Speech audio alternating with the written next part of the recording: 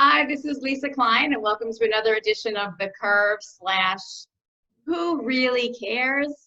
And when I'm interviewing all of my fabulous friends who really care. And I'm super excited to have my friend Alicia with me here today. I said that right again, right? I'm on a roll. Yes, you did. And Alicia is lovely, and she's a relatively new friend of mine, but I'm super happy to have her in my life. And I've been so impressed with her creativity and positivity and optimism and just general joie de vivre during this interesting time that we have right now. So let me ask you, my dear, do you really care? Do you care? Oh, I care a lot. There you are. You do care. Yeah. What do you care about, my dear? First and foremost, I care about people. You know, the people that are close to me, meaning my family and my friends and my community, but I care more broadly about people in general. And, you know, I own a people business. I own a fitness studio, barre3 on 14th Street. We've been here about 4.5 years. And the reason I wanted to create this studio in the first place was so that people could find a place of belonging, free of judgment, a place to, set aside the stressors in their lives and take an hour for themselves each day.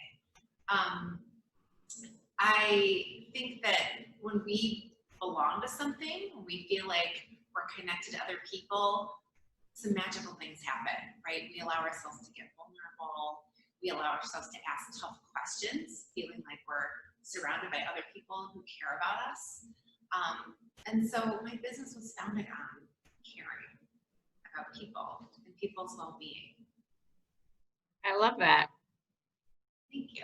So you own the barre3 studio on 14th Street, and I know barre is really great for core strengthening, but I've heard you, when you've talked about it though, the way that you described it, it's so much more than that. And I really was fascinated by how you talked about your vision. So how you're saying you want to create a space where everybody feels like they belong and they could kind of relax and do their thing and exercise in a safe space. But talk to me more about some of the other bigger picture issues or things that you see evolve with people in your studio. I was so fascinated by that. Sure. Well, I think, barre as a category refers to a number of different exercises, and there are some things that are true for almost any barre workout. Like, for example, a lot of times when people think of a barre workout, they think of moving in a very small range, and moving in that range, it makes your muscles burn and shake. And I think that's true for probably most of the barre type brands out there. One thing that is a little bit different at barre3 is that we also move our bodies big in a functional way and get the heart rate going. So we are moving small, but we also flush all that out and move big and use the full length of the muscles, not just that kind of deep, deep, deep part where you feel that earthquakes going on. Because, some very important muscles in your body. Your heart obviously is a very important muscle in your body. And we're also doing a lot of work with breath and trying to get people to be able to breathe a little more deeply into their lungs. And, there's a lot of muscles around that area. So we've got to kind of work on letting all that open up. The other thing that's a little bit different at barre3 is that we work with spine in neutral always. And what I mean by that is, the spine has sort of a natural S shape. And there are some barre varieties out there where you do a lot of tucking of the pelvis, which can be problematic sometimes for people with low back issues. So we try to work always in a neutral spine with that nice line from the ear to the shoulder to the hips all the way down. And that's a little bit different. And then finally, I think the thing that maybe really sets us apart here, and the thing that truly allows us to say, like, anybody and everybody belongs here, is we offer adaptations for every single posture. And so that means that if you come in here, and sometimes I'll have people come in and say, I have never exercised in my life, but I'm going to start today and I'm really afraid. Like, we have ways for that person to feel successful on day one. We also get clients sometimes who do a lot of things. Maybe they are triathletes, they are extremely well physically conditioned, and they're looking for, you know, some core strength or some stretching. Like, they can also adapt the posture so that it meets their needs. And so I think a lot of our messaging is around empowerment and owning sort of wherever you are in your own skin. And so I love that. I think that anybody who walks up the stairs here, so we're on the second floor right here on 14th Street, so you gotta walk up the stairs. Anybody who walks up the stairs here belongs here. It doesn't matter if it's a man, a woman, you know, it doesn't matter if the gender identity is, doesn't matter what the fitness level is. I think that one of the worst feelings in the world is to walk into some place and look around and go, oh my, this place isn't for me. I don't belong here. I'm not wearing the right thing, or I'm not thin enough. I'm not whatever enough, right? It's easy to tell ourselves. All right, put on the COVID-15. Oh, I know. Right, or that, right? All that wine. Yeah, and so I think it's very easy for us to feel shame about our body. That's highlighted when we walk into a, you know, a vulnerable situation. Like, oh my goodness, I'm going to exercise in front of all these people. It's clear they've all been here a bunch of times. I don't know what's going on. I'm going to look like a fool. So I think, you know, one of the things we try to do is immediately disarm people. Like, guess what? This isn't something you can be good at, right? Because it's not about that. It's not about competition or looking a certain way. As you can see, there's a ballet bar here. This is a source of fear for a lot of people. I did not dance ballet as a kid. I didn't dance at all as a kid. And the ballet bar is really just used as a tool. It's a tool for balance. I also feel like there's something interesting in the ballet bar, and that it wraps around the room, right? And so it truly connects us. It's there for you to grab onto if you need it, but it's also there when you want to let go, like, hey, I got this. Yeah, so I think that we have built a culture here, and we've built a brand that truly supports meeting really anybody's goals. And I think that also starts with being curious about people. So when someone comes in, and I know that look, I see the look, the eyes are big, they're looking around, and I'm like, yes, you, tell me your name. I want to know about you. Tell me how you found us. Tell me what you hope to get out of today. I'm really upfront about saying, like, I just want you to leave here feeling successful. And if that means that you took half the class and then laid down on the floor for the other half, great. If whatever makes you feel successful, right? Good to know. Good to know that's the option. Yeah, that's the option. And sometimes I think my clients get a good giggle when I'm really honest. Recently I had everyone in a plank, and I said, listen, if you're in this plank right now and you just feel like you want to lay on your face, like, go ahead. Because yesterday, that's exactly what I did. I got in a plank and I was like, no. And I just laid down. And so if that's how you feel, like, honor that. Like, something inside you is telling you that. Part of what I want you to do here is learn to listen to that thing. Like, there's a reason something's telling you, you know, whatever it is. Like, yeah, I want to lay down, or, gee, my knees kind of hurt here. Like, that's a message from your body. The more we can learn to take the messages from the body, the better we are at taking care of ourselves, right? Mm-hmm. Yeah. I think that's what struck me about you was how you see it not just as a way of getting in shape and getting, you know, all the benefits of exercise, but the concept of creating almost like an intentional community around exercising that was so inclusive and loving in a way. I think you were telling me a story about someone who came in who ended up, who had like a sexuality gender thing going on, and then it was really helpful for them to tell me about. Remember that story? Yeah, I do, of course. I have so many great stories over the years, but I think, you know, what we've created is a culture of acceptance. And my goal for people that come here is to accept first themselves, which is, you know, it's maybe the hardest thing, right? Is to accept not only yourself, but yourself today. So you already said to me, like, COVID-15, like, okay, that's where you are today. I mean, frankly, that is where I am today too.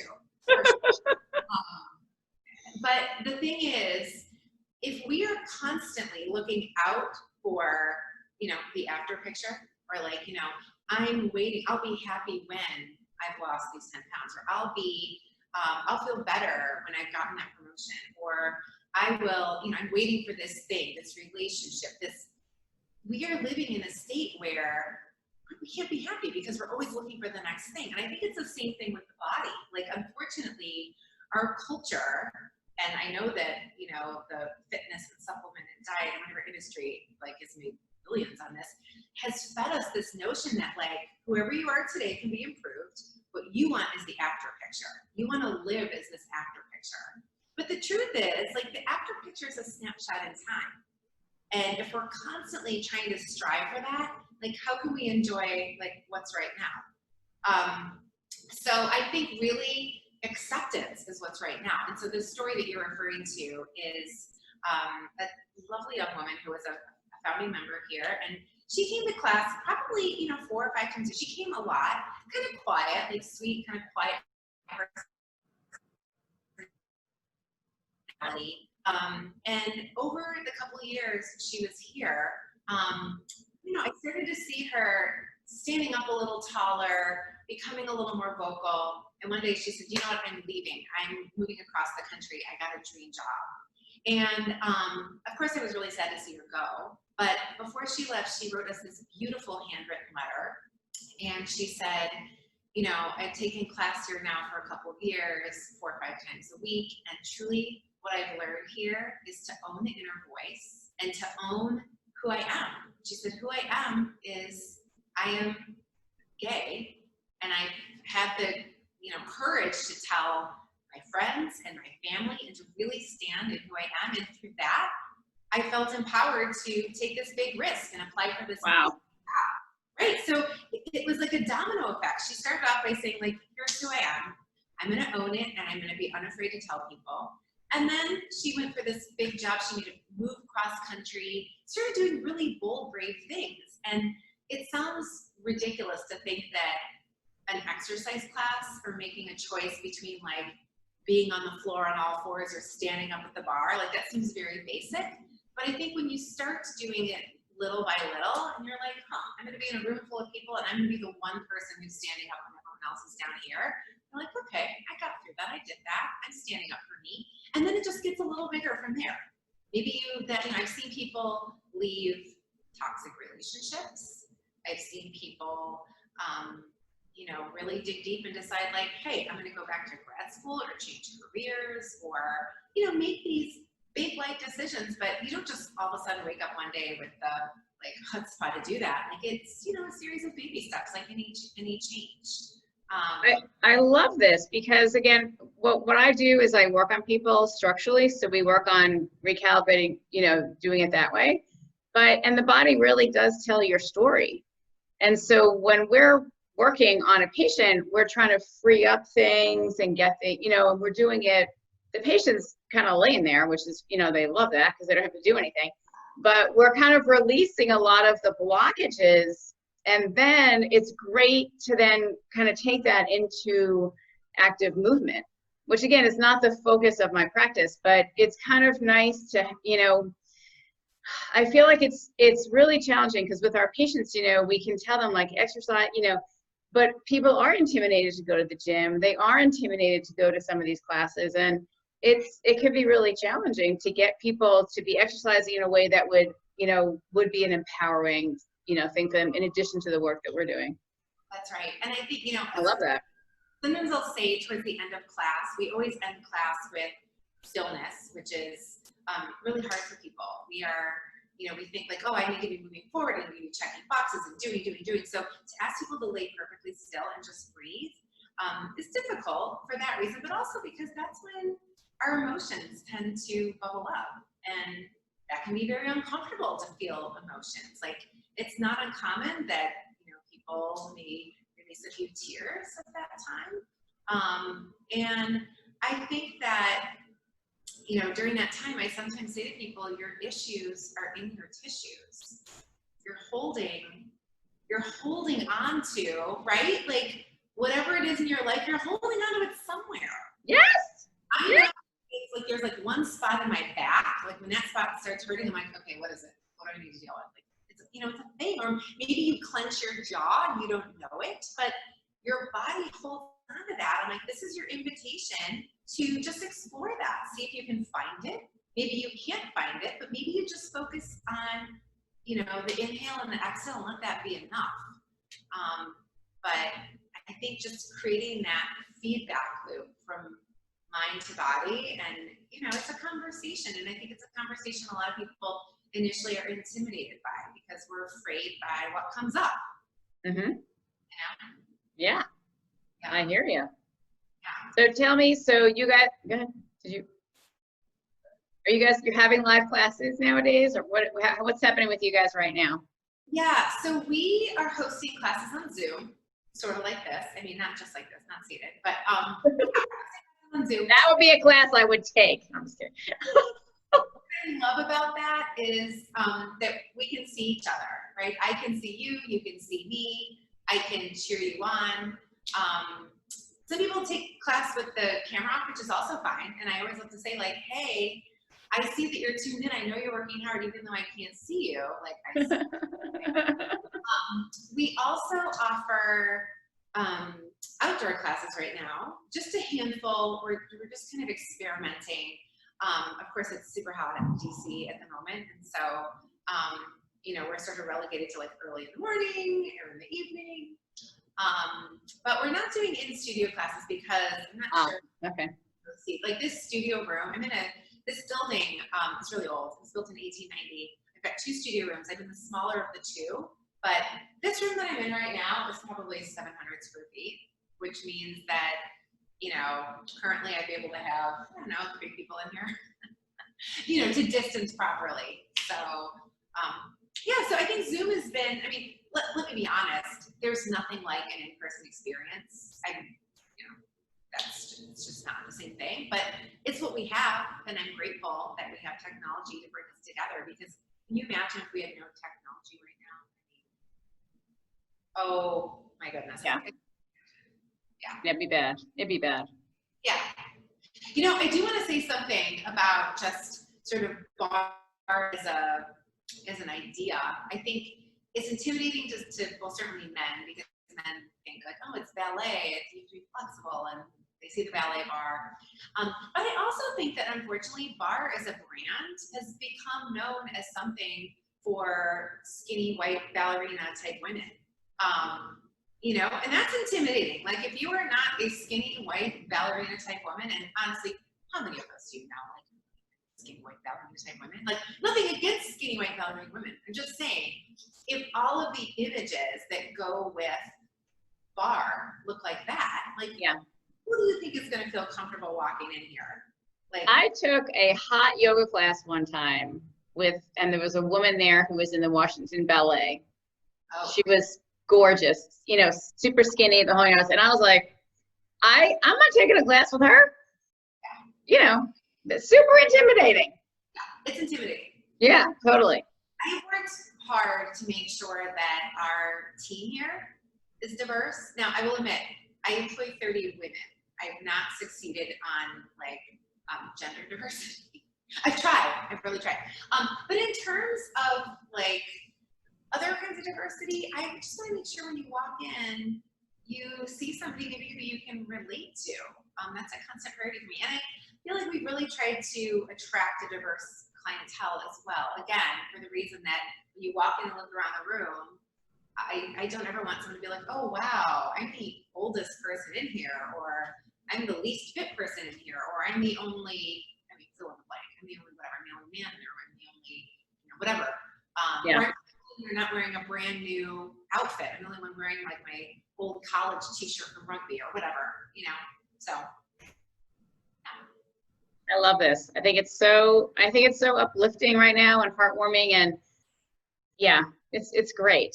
And so for people who want to take your classes, we'll post the links on the description part. But is there anything else that you'd like to share with anybody any of my patients who may watch this, in terms of anything about bar, or any words of wisdom from you, my dear? Yeah, I think, you know, fitness is extremely personal, and the workout that works for you may not be the workout that works for me.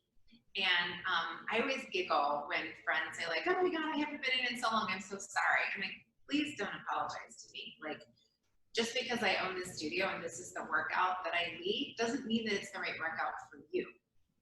So I really encourage people to find something that brings them joy and makes them feel proud of their bodies. So maybe it's not a group fitness class. Maybe it is a walk in the woods. Maybe it's a bike ride, or who knows? Maybe it's something really off the wall, like whatever. But I think the important thing is like moving the body, feeling happy in the body as it is today, and really just appreciating like all the amazing things your body can do. I think we take for granted so many different things. Like, you know, sometimes I'll say in class, like, did you walk here today? Did you ride your bike? Did you use your arms to pick up a child or hug someone you love? Like, those are all things your body can do. Did you push yourself up out of bed on your own? I guarantee you didn't appreciate that, right? Like, we don't think about these things until they're taken away from us, or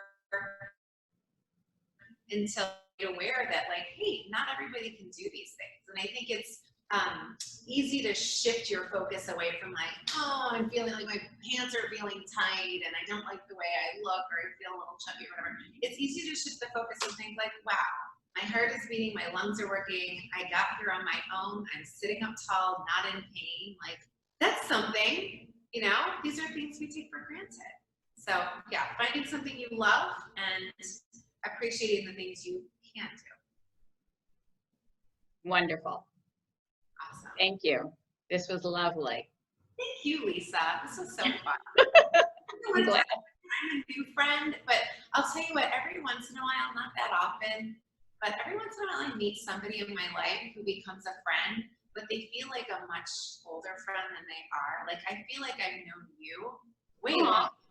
Yeah, and I don't know what it is that when that happens, but I always appreciate when it does happen. It's like some kind of deeper soul connection.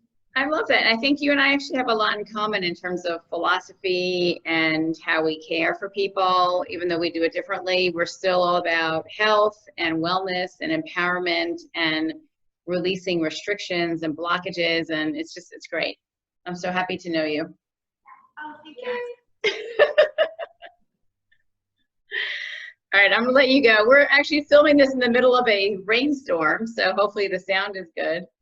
Yeah. But in here, thankfully. What's that? I said it stopped dripping in here right That's before. good. Like my wall started dripping. I was like, ah, but it stopped. So I'm glad for that. All right. Well, I'll talk to you soon. Yeah. And thanks again. And have a great rest of your day. Okay. Yeah. Okay. Bye.